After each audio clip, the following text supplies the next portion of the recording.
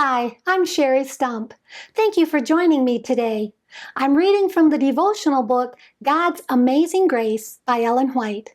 Today's reading is December 18 on page 360. The title of today's devotion is Eden Restored. In Revelation chapter 2 and verse 7 it says, "To him that overcometh will I give to eat of the tree of life, which is in the midst of the paradise of God." The Garden of Eden remained upon the earth long after man had become an outcast from its pleasant paths.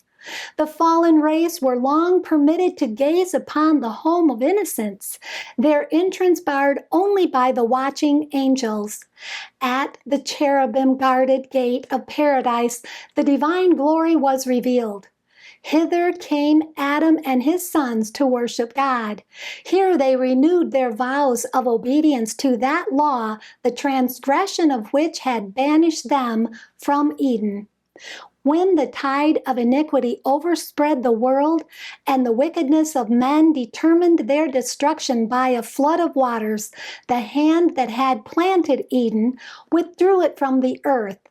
But in the final restitution, when there shall be a new heaven and a new earth, Revelation 21:1, it is to be restored more gloriously adorned than at the beginning.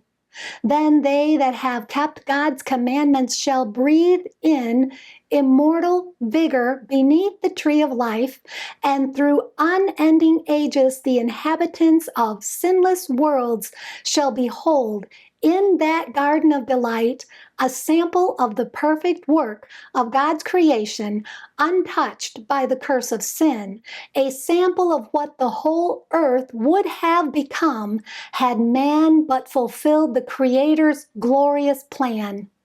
Adam is reinstated in his first dominion. Transported with joy, he holds the trees that were once his delight, the very trees whose fruit he himself had gathered in the days of his innocence and joy. He sees the vines that his own hands have trained, the very flowers that he once loved to care for. His mind grasps the reality of the scene. He comprehends that this is indeed Eden restored. Restored to the tree of life in the long-lost Eden, the redeemed will grow up to the full stature of the race in its primeval glory.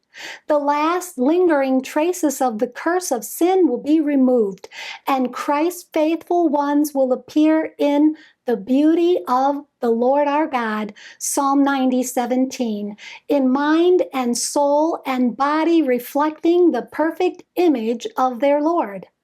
Oh, wonderful redemption, long talked of, long hoped for, contemplated with eager anticipation, but never fully understood. Thank you for being with me today. Please join me tomorrow when we'll read about when all suffering is ended. And may God bless you abundantly above all you can ask or think.